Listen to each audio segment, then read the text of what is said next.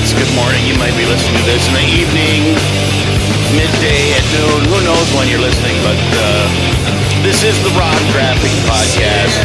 It's Saturday, November 3rd for me. I've got a question for those of you out there who are, I guess, pro-immigration. I just heard a story on CNN. Not even a story. It was one of the talking heads that CNN loves to have on. And this particular talking head was talking about President Trump's use of the military at our southern border. And he was making the case, as were the anchors on CNN, that it is illegal for a sitting president to use our military in such a manner.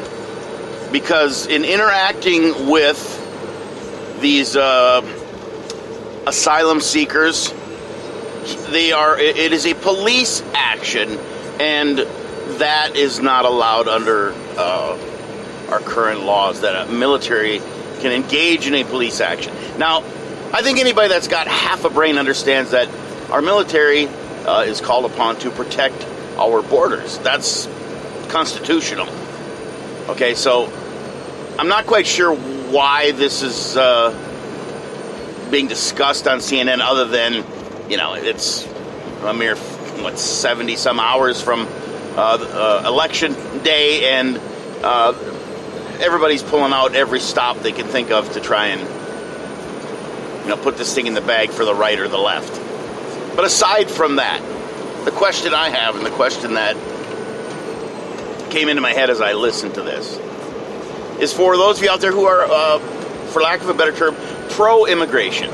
Why is it that you find yourself to be pro-immigration? What I get the whole bring us, you're tired, you're hungry. I get all of those things that America's about. The melting pot, it's all been talked about over and over again. I do understand that. And I'm not opposed to that. I'm actually 100% in favor of legal immigration. What I want to understand is why so many of you out there that I see on Facebook and other places, why you're so open to just letting people come here. I really don't understand that. Why are you open to this caravan of 4,000 people? What is your suggestion that we do with them? Do we just let them come in? Do we just let them walk in? Unvetted, unidentified? What is your stance there? Because in my opinion, you've got thousands and thousands of people, many of whom I've come to know personally, that come to the United States legally, apply for their work visa, and eventually some of them citizens. I know I have two gentlemen in particular that are employed by me that are from the Philippines who did exactly what I'm saying. They went through the proper channels, they brought their families here, and they began their lives as Americans, legally. I support that. Now, this caravan of 4,000, that's not the case with these people. These people are challenging our southern border. They have not taken one step to do it legally, to come here properly. Yet so many of you out there are supportive of them. You absolutely support what they are doing. And that is so perplexing to me. Because many of you who also support these people coming here are against anybody, shall we say, taking the easy route. Many of you don't like the rich because they've somehow cheated. Many of you who support this caravan don't like people who take advantage of the system or skirt their way around things. Many of you in high school didn't like the way that certain people took advantage of things and got things that you didn't get because you were trying to do it right and they did it the wrong way. So how come that same standard does not apply here? Because in my mind, the two guys that work for me and their families did it right. They came here properly, legally. If you allow people to just come across our border because they say they're going to, just challenge our immigration process and come here, doesn't that lessen what people who've come here and done it the right way did? Doesn't that somehow cheat them? Because in my mind it does. In my mind it absolutely does. There is a legal process that we have. Why are you so opposed to a legal process? Now, speaking of legal process, I just saw yesterday that there's a group within this caravan that has filed a class action lawsuit against the Trump administration.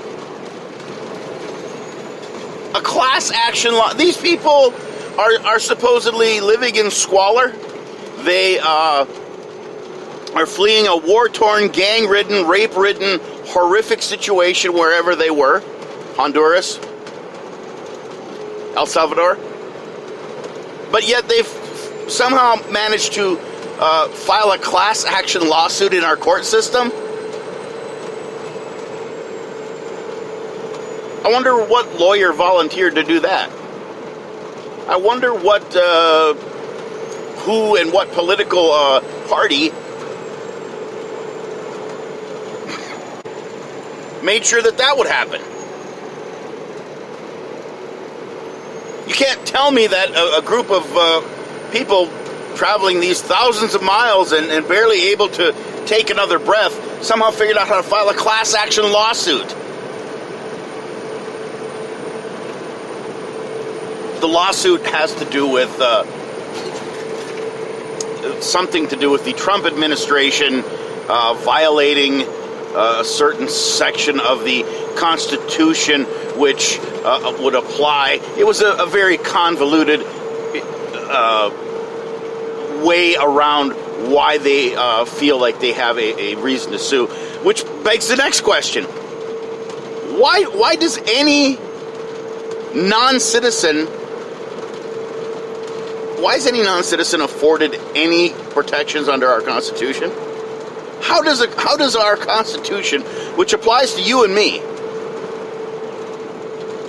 American citizens, how does our Constitution apply to someone who does not even reside in this country, isn't even here yet?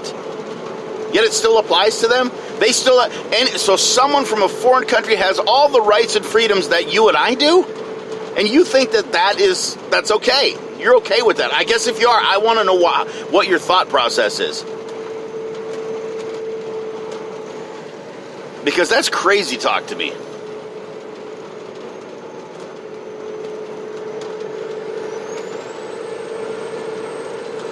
And why is it that so many of you out there have a problem with people who have a problem with illegal immigration? That's another thing I don't understand. Why do so many of you out there get so upset with people who don't want people to come here illegally? Do you understand how crazy that sounds? If someone takes a position of, I don't, like mine, I don't want people to come here illegally. I don't want them to come across our border without some type of vetting process. And if I say that, for some reason, you wonder why I don't want that. You wonder why it is that I've taken such a crazy, outlandish position. Immigration has been completely shut down in this country for decades at a time. When it was determined that this country could not properly support more people. That's been part of our American history. Now, you may not like it, but that doesn't change the fact that that's been done before. That's part of our legal system of immigration. Again, I know it's a tired cliche to use this, but I'm going to go back to it again. You wouldn't do this with your own home. If you had 40 people coming to your house unwanted, you would not let them in to live there with you for as long as they so choose. You would not do that. I guess maybe some of you would, but I can't imagine you're being intellectually honest with yourself if you say, yeah, Rod, I would. I'm one of the ones that would. You'd let 40 people in your house to live off of you? And there we roll right into another touchy subject. Immigrants don't cost America money. Yes, they do. Let's just get a couple things straight. Yes, illegal immigrants cost this country. It costs you and I money. Do we know the exact amount? No, we don't, because we don't know the exact amount of illegal immigrants. Why don't we know the exact amount of illegal immigrants? Because past administrations have allowed people to just willy-nilly waltz on in here. That's why we don't know, and that's why we'll never know. But the truth still is, yes, illegal immigrants do cost Americans money. That's another thing I see constantly. No, they don't. They can't get welfare. No, they can't get welfare. They can get some assistance, but that's not how they cost America money. And if you want to know how, it's really simple to Google a couple of things, and you can look at a few studies done by reputable places that explain that illegal immigrants do cost Americans money, and illegal immigrants do vote in our elections. Both of those things are true statements, undeniable by anyone. It is a fact. The amount is the only thing we don't know. So the very fact that it's happening is enough reason for me to say we need to put a stop to it. We've heard so much about protecting our elections and meddling in the Russian investigation and all of this other crap. So many people are concerned about the integrity of our elections, yet they abandon that thought when it comes to people voting in our elections that are not, in fact, American citizens. But Rod, it doesn't happen that much. You don't know that, because no one knows that. No one knows the exact amount. It could be 1,000, it could be 10,000. It doesn't matter if it's 10. It should not be happening.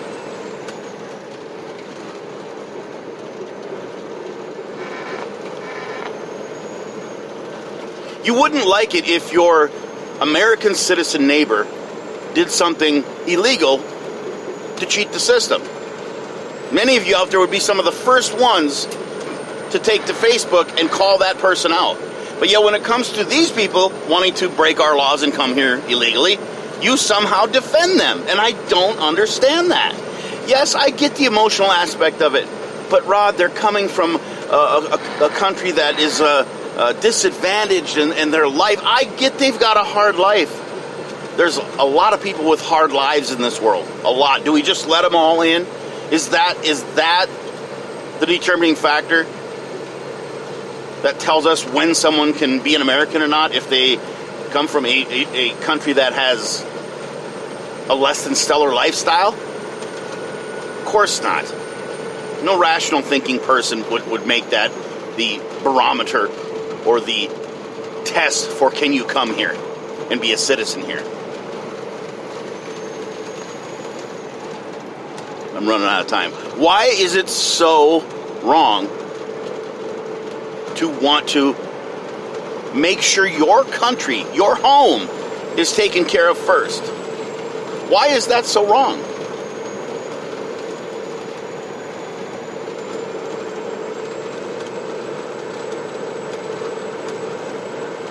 All right, that's it. It's rodgraphic@gmail.com. Find me on Facebook as well. Share my podcast. Please have a good day. Thanks for listening.